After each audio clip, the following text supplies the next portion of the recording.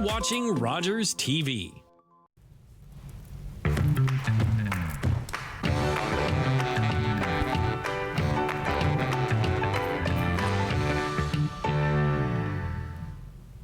Welcome to this edition of Dufferin Life. I'm your host, Teena Avery. Thank you so much for joining us. So, have you ever thought, you see maybe injured animals or animals that look like they're homeless or they're in trouble or they have some sort of problem, and do you know what to do with the animals when this happens? Well, I don't know either.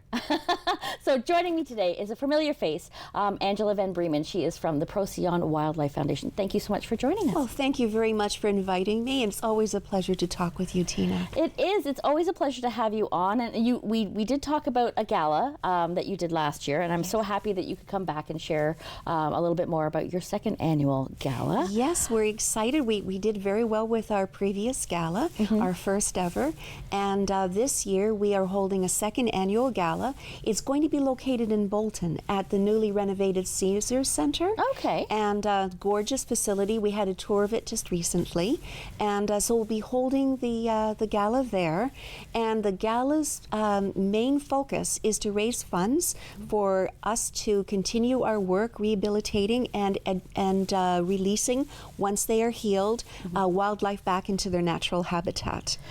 Wonderful, and we need to talk a little bit more about that because people may be watching and may have never heard of the Procyon Wildlife Foundation. So let's talk a little bit about the work that you do. You mentioned it briefly, but in a little bit more detail as to everything that you guys work on. We're located in Beaton, Ontario, and actually we cover a very large area of service, and this is all without government funding. So we go as far west as Kitchener-Waterloo area, as far north as Owen Sound, Midland area, and to the east, Markham area north. We do cover a slight amount of North Toronto, but not too much of that. So we cover a vast area. And the need has never been greater because with loss of forests and natural habitat for our wildlife, humans are getting to be more in contact with wildlife than they ever did before. So they will notice when an animal is in trouble. And so Procyon Wildlife is an excellent center to call in order to provide assistance and advice. Sometimes people may think that an animal is in trouble when it's not. Right. For example, a baby fawn can be left on its own basically pretty much all day, and mother only comes to feed them in the morning and at night, so dawn and dusk. And so when people see a fawn that is by itself, they think, oh my gosh, poor little thing, and it's good for them to keep an eye on it, but not to interfere just yet, because if they wait soon enough, fawn will be relocated the next day by mama. But if that fawn starts making distressing sounds, and if the ears start curling and it's not calm and quiet, that's a time to call Procyon and ask for advice. So we always say call us first. When you call first, then our hotline telephone people can explain exactly what to do. And sometimes it's yes, this definitely is a problem. Make arrangements, and then we will explain safely how to bring the animal to us. And in some cases, like in baby bunnies, same thing as what I described with the fawns pretty much. We leave them be. Just make sure that the area is protected and that domestic animals can't get close by. Yeah, and I think I mean, the most important thing is to actually call. Don't try anything on your own because you could, as you say, be interrupting something that's very natural and cause more stress. Precisely. The other reason to call is if you do find wildlife that is definitely in trouble, you need to know what to do in order to get the animal to us. What people sometimes do is they try to care for the animal on their own. Right. And so when you do find an animal that's in trouble, don't give it water, don't give it food, don't feed it, because they might be exposed to foods that are not used to their systems, and that can cause extreme problems for these animals and even death. So the best thing is actually do as little as possible. Secure the animal, keep it in a warm, safe place, quiet, and first call us to what to do. Right. That's the important thing. That is really important. I mean, you think that you're using your better judgment and thinking, oh, well, I could do this, or I could, you know. Yeah. And then there's a safety issue involved as well. I mean, because I think a distressed animal will become very defensive, and that could be dangerous for somebody, even the smallest of animals. No? That's possible. And also the converse. For example, when people are handling a baby bunny, they think, oh, he's so quiet, he's so gentle, he's so sweet. They're actually completely terrified, and they can literally die of fright. Oh my goodness. So yes, that's the reason why you don't want to handle them. Get the advice first. And if you do have advice from us or another rehabilitation center, the next step, if it's after hours and maybe you're working, maybe you can't get to the animal because it's so late, get the animal to us because it's so late at night, then the next thing to do is keep it secure and keep it quiet. But do realize that under Ministry of Natural Resources rules, we are not, the public, a member of the public is not allowed to keep the animal more than 24 hours. Okay. It has to come to a rehab center. Okay. So when the animals come to you, then they're obviously assessed, and then if they need care, it's taken care of, and then and then it's a release thing after that. Absolutely. So in the case of small animals that like babies, we may have to raise them. So for example, we're one of the few centers that takes eyes closed babies. Okay. So raccoons, no fur, eyes closed. Baby squirrels, no eye, eyes are closed, no fur. And so in those particular instances, they need a lot of round-the-clock care. And it can be every few hours in some cases, depending on the type of animal. So yes, it's highly specialized care. When they get to a certain age where they can be in outdoor enclosures, so for example with squirrels, once they are weaned and they need to be socialized with other squirrels their age, if they've grown up with a litter, that was found together, that's even better.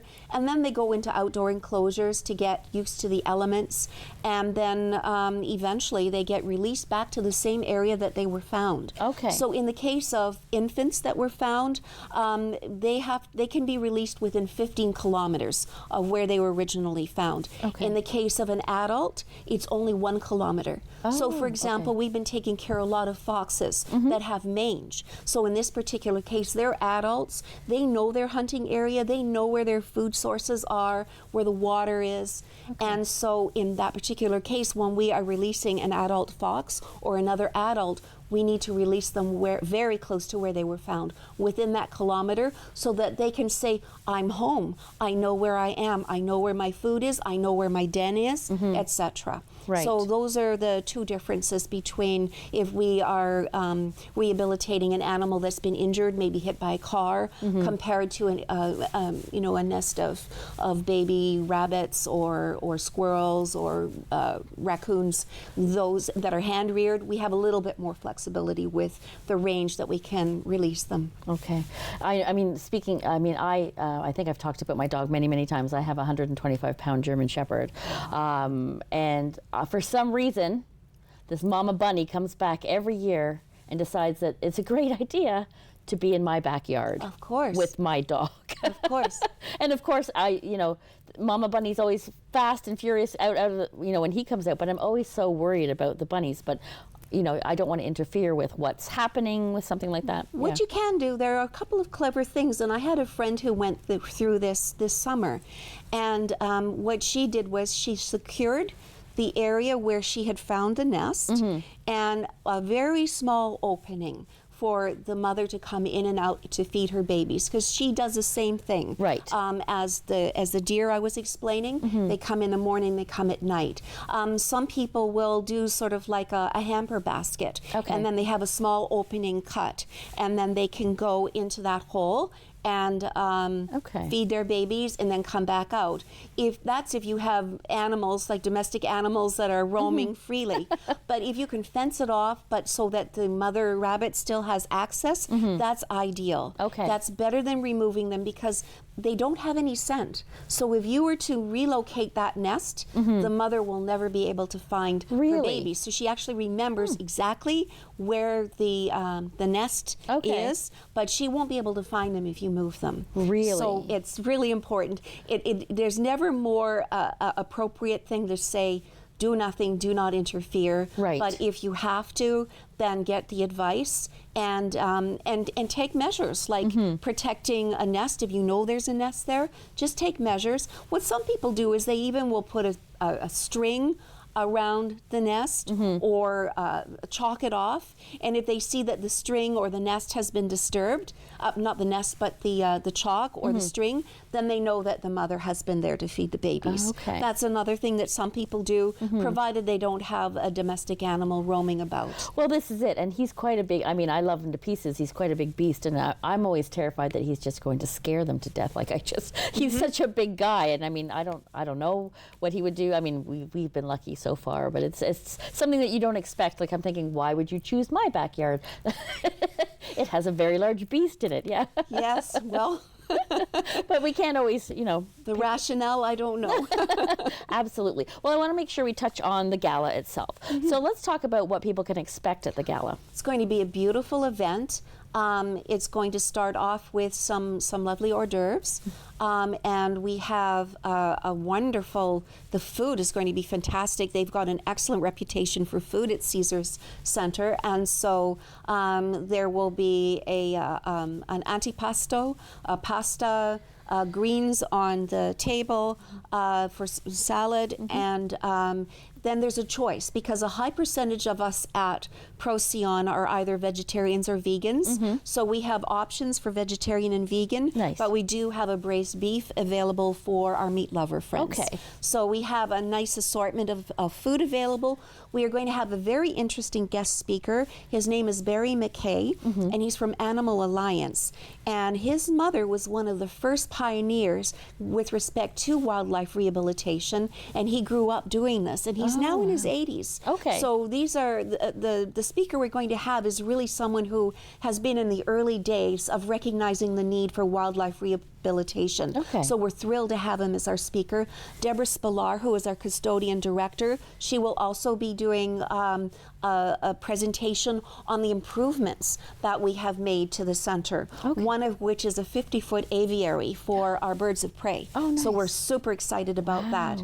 The evening will be silent, live auctions, and we have a raffle of a beautiful donation made by Metro recently, so that'll be a beautiful food basket that they've donated for raffle. So beautiful opportunities for Christmas shopping too. Gorgeous items have been donated, and so I think it's a wonderful opportunity to do a good thing by supporting wildlife in need, and at the same time having a great time. Absolutely. There will be music by Mars Gianmarco and his band Echo, and dancing. So a beautiful evening in store. You can't ask for anything more. I want to thank you so much for joining us, and I wish you the best of luck with your gala. Oh, thank you so much. Can I say that it's November 23rd, and go to the website. Tickets are available on the website, procyonwildlife.com. Wonderful. And don't you go anywhere. We'll be right back.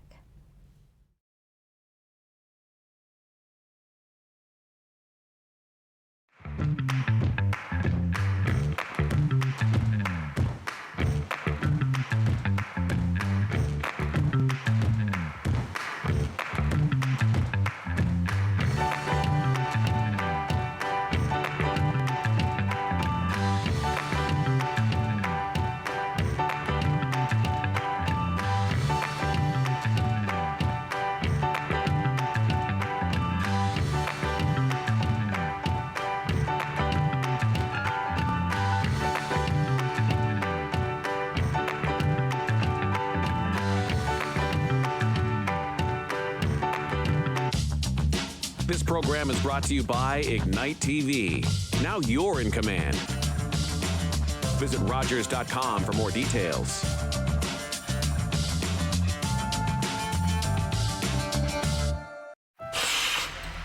For me, it all started here. I do my best work here. Scores! Oh my goodness! This guy's dangerous from here, here, and here. We're watching history in the making here. Are you watching this? And our fans are up here. I'm here for it. It's all about what's up here and what's in here. Sportsnet, here for hockey. Unbelievable. You just never see that. What a shot. Scores! The OHL on Rogers TV. You look good.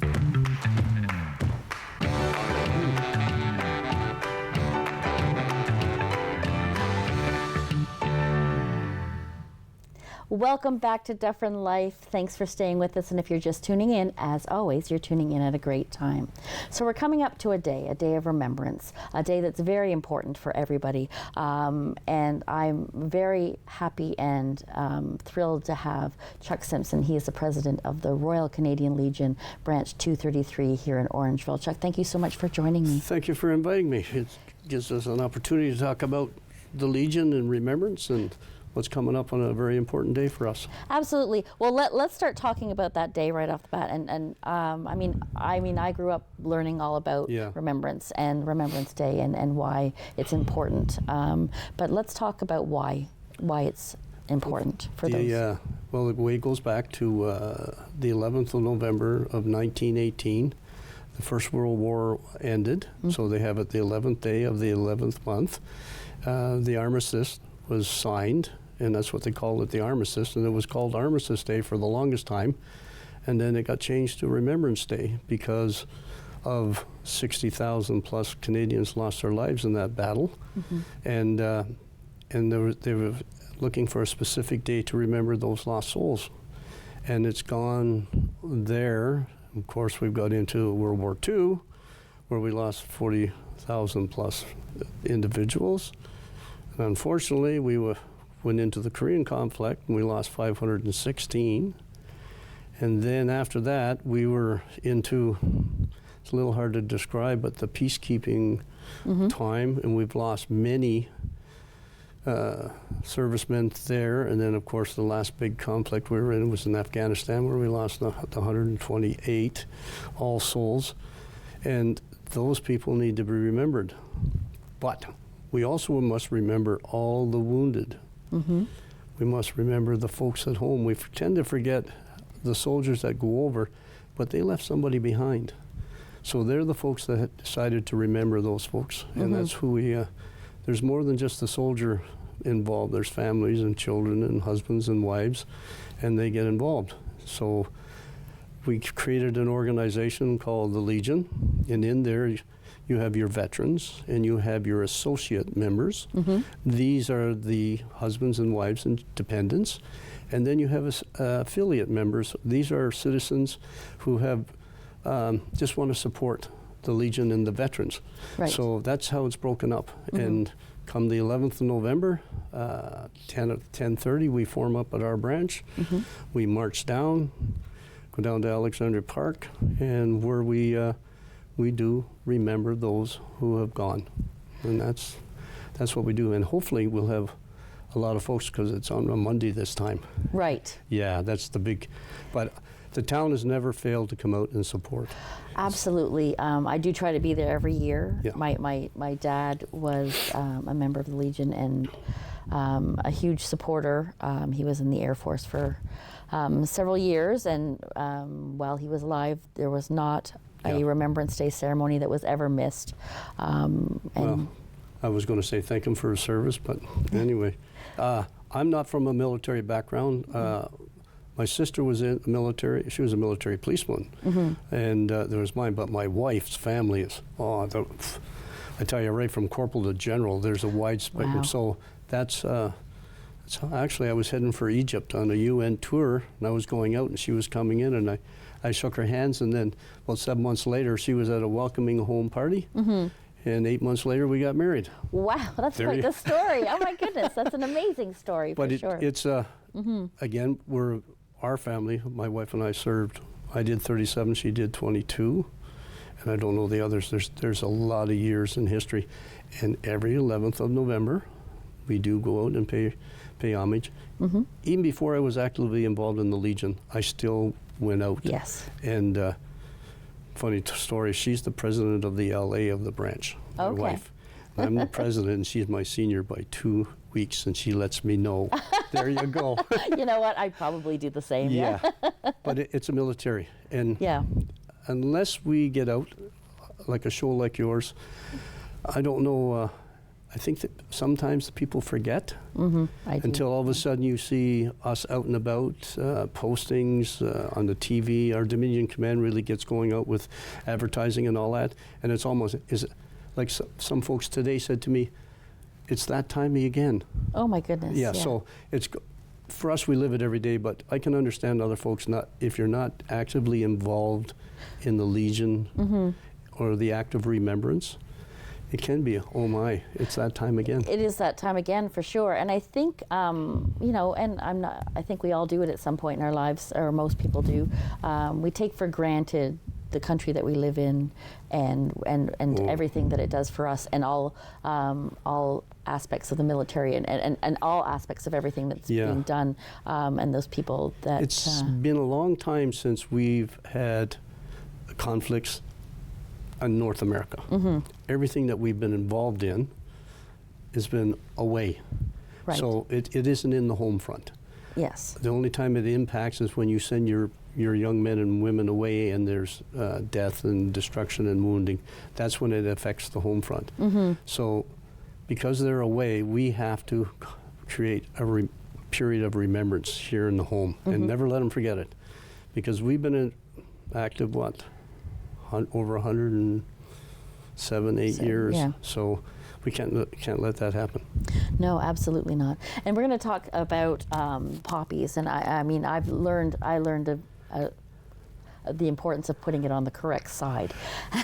Over your heart. Over your heart. Over your heart. Yes. But there is a story that the poppy has been around more, even earlier than when we took it over. There's, I like reading history, Mm-hmm. and it goes back even to Napoleonic times, where actually they were in battle, and they noticed after the fields were cleared, these red flowers would appear. Same with John McCrae. He noticed these red flowers. Mm-hmm. And when he wrote in Flanders Field, a lot of folks, did you know that he threw it away? You heard that story? I believe you've told me that Yeah. story, but not everybody may not know about it. Yeah. A friend of his was killed, and they were attending his funeral, and he actually sat down and wrote this poem, and he didn't think it was good enough, and from what history says and the story says, he took it and he threw it away. But one of his other friends spotted it, Mm-hmm. and he picked it up, and he actually posted it in a paper in London, and then it took off from there. So originally, he didn't think it was good enough to honor his friend, Mm-hmm. and I'm glad his friend come along and picked it up. Absolutely, absolutely. And let's talk a little bit about the bracelet as well, because how long has this been? Oh, you're not going to make yeah, I have to think. It's been a few years. The reason being is your poppy that you gun has a sharp pin. Yes. Children, it affects. You can't have sharp objects. Seniors, people Mm-hmm. who can't manipulate their hands. This can be worn all year Right. round. The only thing I have a complaint. My little complaint is you got to take it off. Soap seems to remove. Oh, okay. There you go.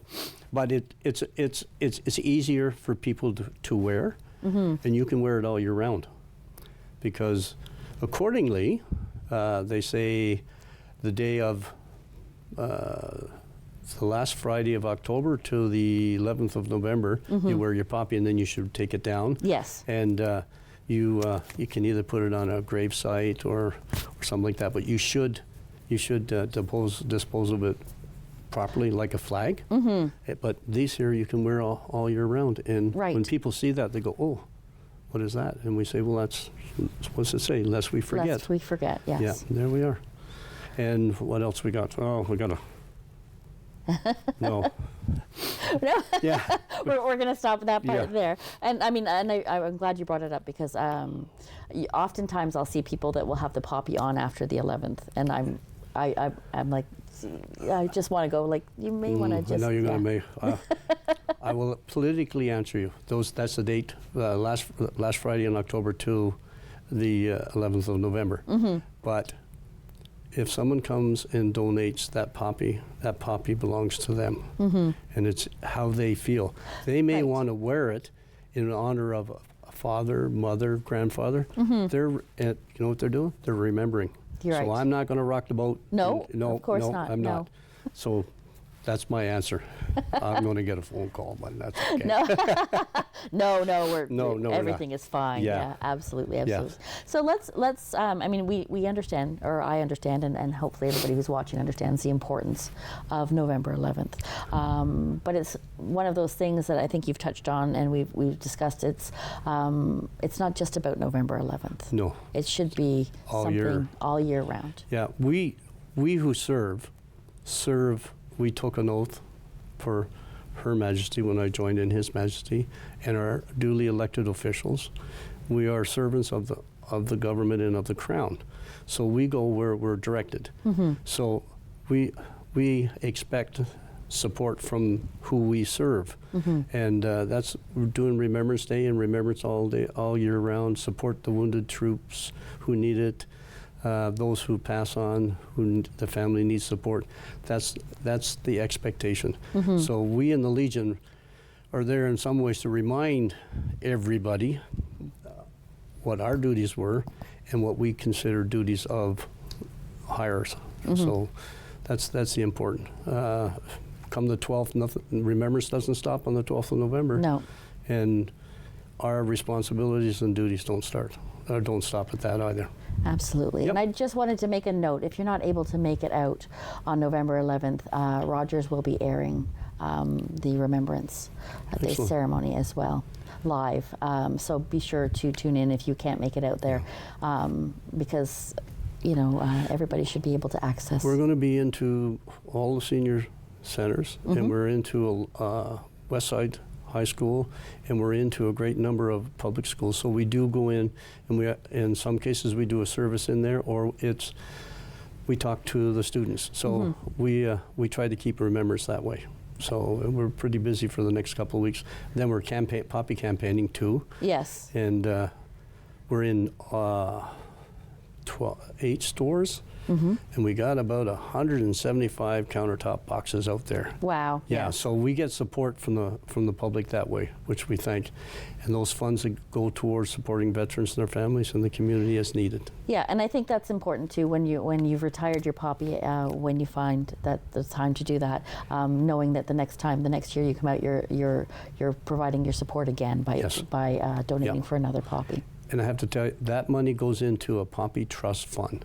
It doesn't pay bills, it doesn't pay salaries, it's just strictly going to help the vets. I'm in charge of that, and I make sure the money is spent according to our rules and regulations and according to the government directive. So people don't need to worry about where it's going. It goes to veterans, their families, and the community as needed. As simple as that. And it is as simple as that. Yeah. And I want to thank you for coming on and helping us to create even more awareness. I really appreciate the time that you've taken to come and do this with us. And I appreciate the making this very comfortable. And he's not just talking about the couch. No. Absolutely. We got to see if we can get him a better couch. Anyways, thank you so much, and thank you for joining us. Until next time, bye-bye for now. So we're still on screen.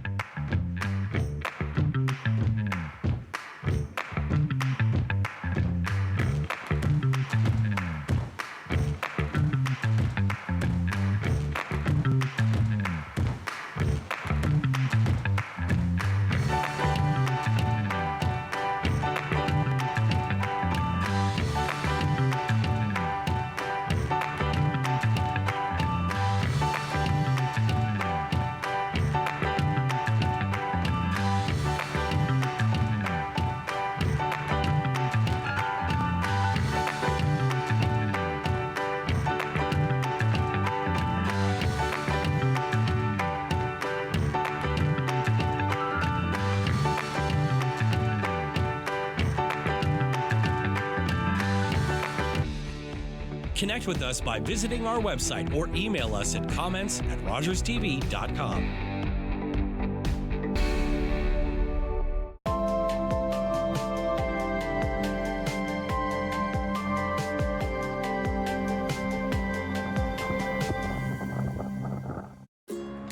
It's closing time, and you stayed out longer than you planned. So now you can't drive, and the buses have stopped running. You could always call your girlfriend. Or maybe your roommate? What about your best friend?